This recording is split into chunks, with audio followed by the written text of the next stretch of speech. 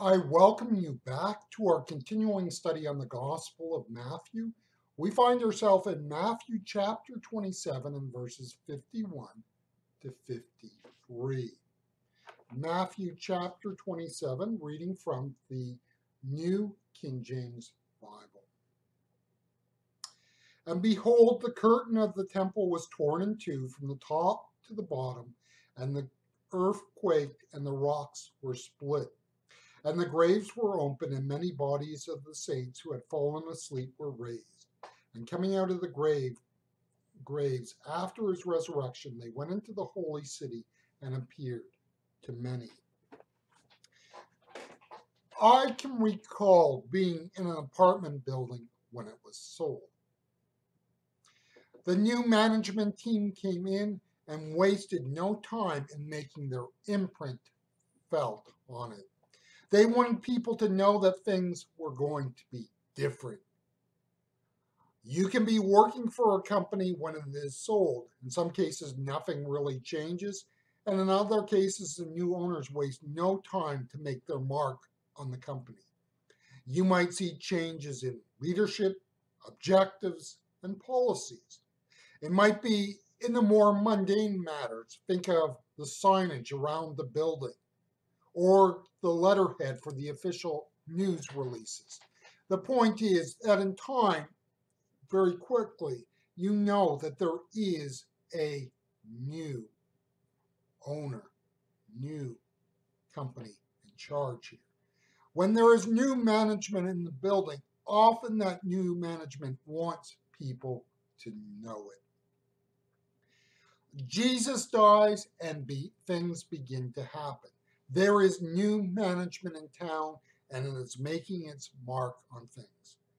Notice how the temple curtain is torn from top to bottom.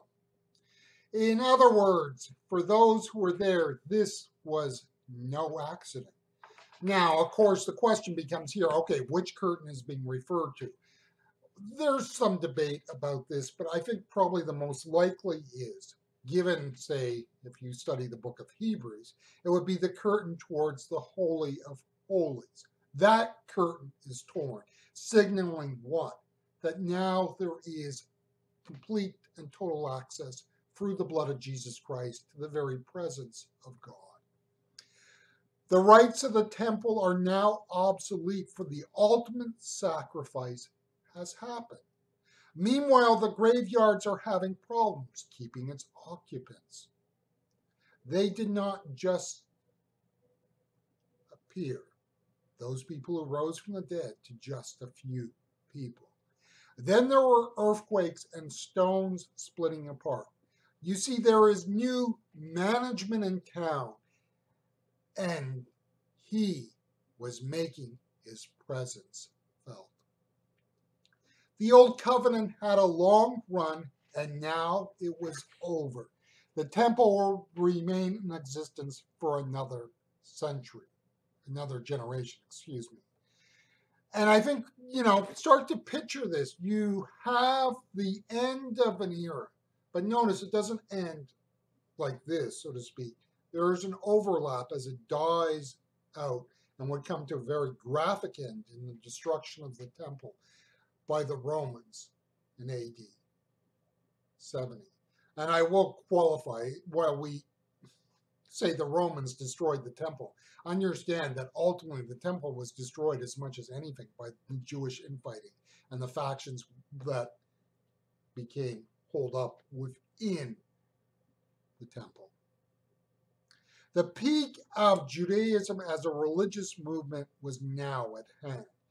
And I think one thing we can lose sight of as Christians and as we study the New Testament is understand that there is a sense in which, as the church emerges and comes forth out of the New Testament era, it does so at the expense of Judaism.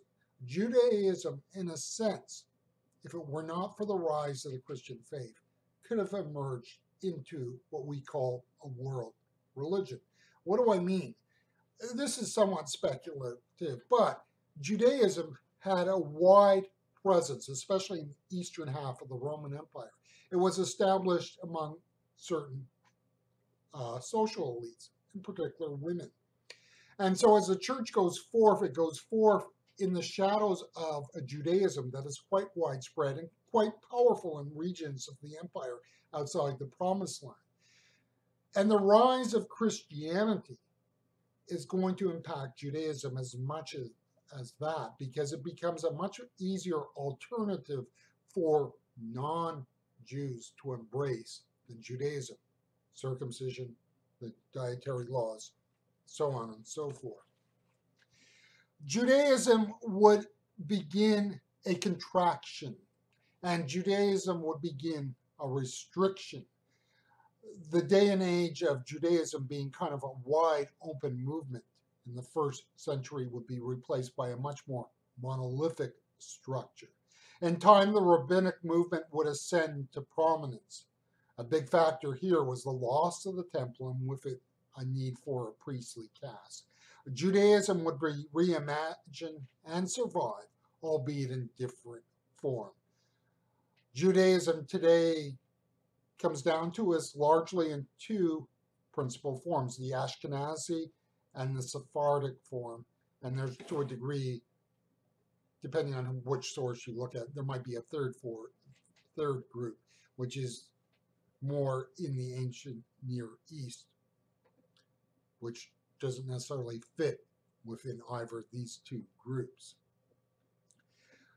So when you look at it, the point is that Judaism would in time be very different from what was seen and experienced in the Roman world of the first century. And notice here, I'm putting the emphasis more on the Judaism experience outside the Promised Land. It would have been more traditional and conservative within areas like Galilee and Jerusalem. The new covenant is now here. Yes, it is not complete without the resurrection. Don't minimize that.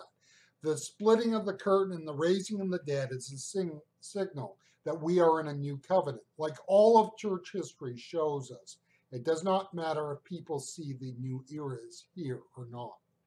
In the sense, it does not change the reality that it is here. The signaling of the coming of the new covenant is a sign that the last days are here. Can I tell you when Jesus is coming back? The answer is no, but I do know with certainty that the end is at hand. I know that for a new covenant is here. We can look back at what was and can turn and look forward with certainty to what will be. One day, as sure as the curtain split and the dead left the tombs, Jesus will come as King of Kings and Lord of Lords.